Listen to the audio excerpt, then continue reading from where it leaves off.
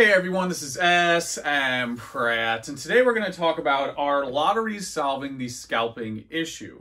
Scalping has really become a hot topic, especially in the past year. It's nothing new. Anytime you have an item with not enough supply to meet demand, you always have that person in the middle, that team rocket, hashtag grind set with their flat bill hat, knocking all the ETBs off the shelf into their cart, flipping them for $10 to buy like the new flavor vape or whatever it is they're going to do with their big investment. That's happened for a long time, but in 2020, it had rocket fuel. I think Shining Fates was like the poster child for scalping, and now everyone's very familiar with that. As of recording, I don't think scalping's as widespread of an issue as it used to be. I think it is more of a problem for the very limited items that have a ton of demand, not enough supply. And because of that, we're seeing this new lottery system appear.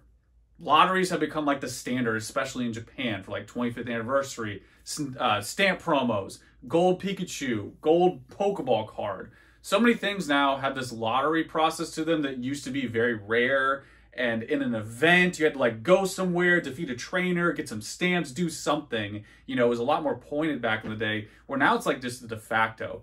And in my opinion, lotteries are not only not solving the scalping issue, I think they're 2 steps backwards. I think it's an artificial response to a real demand issue. So if we go back to that Shining Fates era, always got one sitting down here ready to go, right on cue. Back when this was like $100 right out of the gate, what was the issue? You just didn't have enough supply to meet demand. What is this today? Today, this is going right before I sat down, about 65 ships, somewhere in there. I think even better, Celebrations, which is a very popular set. I think everybody can agree that's a very fun set to open. Immediately is already at $65 shipped on eBay. In fact, I always post links every other day on E4 to share how consistently available these are at an affordable price. So how'd that happen? How did Shining Fates go from $100 down to $60-ish without a lottery system? It's because they simply added more demand. Okay, everybody knows. Why did it take this long to say something so obvious? But the thing people are missing here is that process has been going on forever. When you trickle in supply, it's been going on in Japan for ages with CP6, Pokecune, Shining V, Shiny GX, any set that really comes to mind that had more demand than expected, they would just trickle out more supply, and I think everybody was happy on both ends. Now, the problem with lotteries, you see it especially with the stamp promos, and this is going to be some crazy analysis, so bear with me here. Stamp promos in Japan are like a S-tier screen promo, Mario Pikachu. Everybody and their dog loves them. You have people coming in that really don't even mess with Pokemon that much. That's how good they are. Someone might just go for that and be done with it because it's such a good release. There's 100,000 apparently released in total. That's what we were told. That was the intended distribution. People really need to understand 100,000 is a lot. To put that in perspective, first edition Charizard, Shadowless Charizard, it's always estimated they had like low 5 figures total in print. And you can go look at the PSA data to give you a real impression of that. The bottom line is that's the worldwide most popular Pokemon card, first edition Charizard base, and it's always available. So if you multiply that to 100,000, as with the stamp promos, and again, they're very, very nice release, they don't have the same market availability. In fact, the lottery process, that artificial process, makes it more scattered. It doesn't make it as available and accessible to buyers that want to buy it. So what you saw with the stamp promos is they went like this immediately. They had this crazy meteoric rise. They came around about $100 for the actual release, not that little weird like tease, that appetizing one they did early on in the year. When it actually dropped, 80 to 100 bucks is what you saw for maybe like 48 hours. And then it just started to gradually increase. Right before recording, you're above 200 easily, almost at 250. And this is a very short period of time. So when you look at that data, that quick increase with apparently 100,000 release, there's something curious happening here, because you've had similar things like this before. Of course, we don't know how many screen promos were released or Mario Pikachu, but you've had these larger releases, you know, these non-trophy card type things that were available for months to a year, and they didn't have this same pattern. So what is different? It's the process of the lottery. If you had this like a normal release like you did with Mario Pikachu, screen promos, or whatever it is, you could have actual stores buy inventory, compete with one another, put that inventory out to market, and make a more actual organic competitive price point. Well, right now, it's a more artificial process that scattered this all out, so it's much harder for people to acquire. So whenever you have businesses that can't get 10, 20, 100, or 1,000 units, that's what we're all buying from at the end of the day. You know, going back to those ETBs, whenever I link some of those to E4, it's these massive stores that have sold like, I think it was like 800 or something like that when I posted it. So that's one store selling 800 units. That's typically what you're going to see. That's how this all works. That's why they can get that price down to $65 instead of the crazy scalped $100+ that it was in 2020. So going back to the stamp promos, instead of having that competition out there where these businesses, they might be buying from the scumbag Pratt or like the Team Rocket, you know, the hashtag grindset, hashtag big moves. They might be buying from that person. But at the end of the day, that still goes out there to the market in a wider way, more accessible, available way. Again, 100,000 units. That's a lot. That is a lot of items. That's a lot of supply, and you're not really seeing that. You're seeing a very small fraction of it.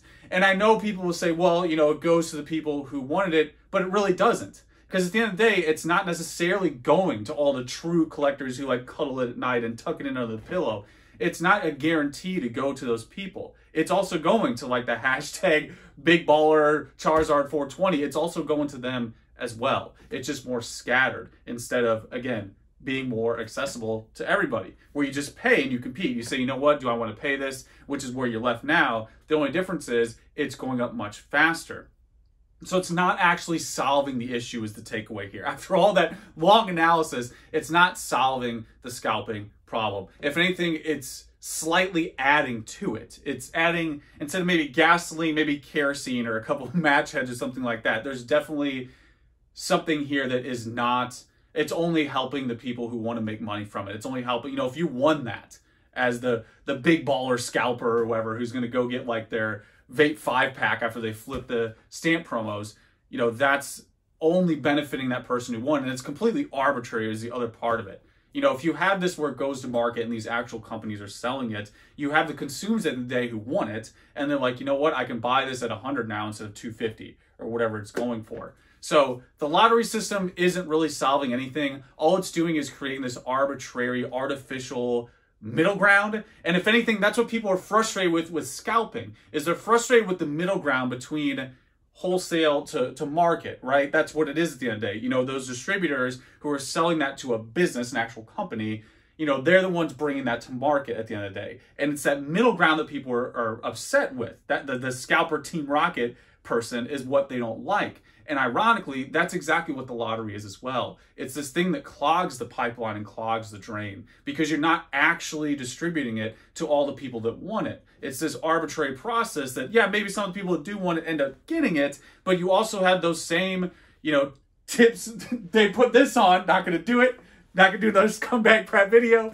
not yet, but they put this on and that person's still buying it. There's plenty of people rocking this hat, you know, rocking the chunky donkeys that are also buying, you know, these items and winning them in the lottery. So again, it's not really solving it, and it's not unique to Pokemon. You know, the real solution at the end of the day is what I stated in the beginning. You just trickle in more supply. Supply is the only real solution to this real problem of demand. That's it. It's so straightforward and simple. It's something that I think everyone who's been here longer than a couple of years understands very well. And if you go outside of Pokemon, I think the easiest thing that comes to mind, if any of you guys remember that like retro Nintendo thing they did, I think it was Nintendo Classic is what it was called, where you had like this really cool idea of like, it looked like a Nintendo, you had the controllers and everything, and it had like these games on there, you know, like these pre-log games on there. And there wasn't enough supply, so immediately it was stonking. Like the people who were rocking these were flipping that right out of the gate. And then what happened with the Super Nintendo one was almost the opposite. When the Super Nintendo Classic came out, it was nowhere near like the original Nintendo Classic. Why? Supply. That's all it is. That's literally it. It's that simple. Like, it's so simple. All they have to do is observe and hear and listen to the companies or businesses or wherever, or consumers, and be like, you know what? Let's trickle a little bit more of this. And I don't understand why it's not happening. Maybe it's just easier for them to do this like very, very like peripheral front end thing of the lottery than like, you know, print more product. But I really just don't get it, because it's literally printing money. Like, all you got to do is just print more supply to this ever growing demand.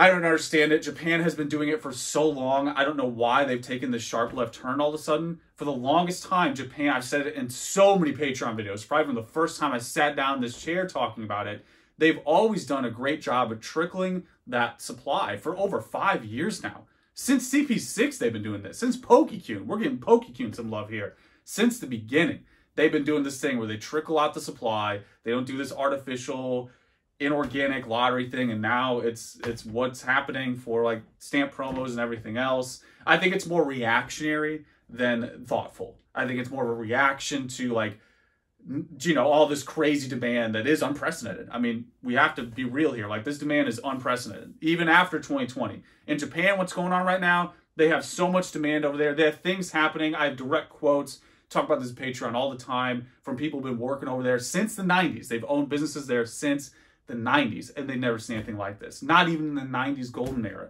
They never have seen grown adults waiting in line to pre-order booster packs. Like, that's the world we're in now. So the only answer here is supply. That's the only thing that's going to solve this. And again, it's not unique to Pokemon. It's in any industry, any hobby, anytime that anything is high demand, a demand-based item or whatever it is, you know, that's the only solution. The Nintendo example is right there in the bullseye. And going back to the original with the ETBs, it's the same thing. They didn't need to do a lottery to lower the price on Shining Fates. They need to do a lottery, you know, to make the whatever Celebrations ETBs affordable. They just need to print more of them. So that is the obvious answer at the end of the day. But I really wanted to throw that out there about the lottery thing, especially with the stamp promos, because I thought it was an interesting idea that I wasn't seeing discussed anywhere else, where if you had this just come out as a retail thing, yeah, you'd have that middle ground with the scalpers or whatever, but, you know, the lottery is just that. You know, it's just another thing clogging the drain. And I'd rather actually have the scumbag, Pratt, whatever, hashtag 420 type person, because they're going to dump it. Like, their wrists are made of paper. Like, they can't afford to hold it.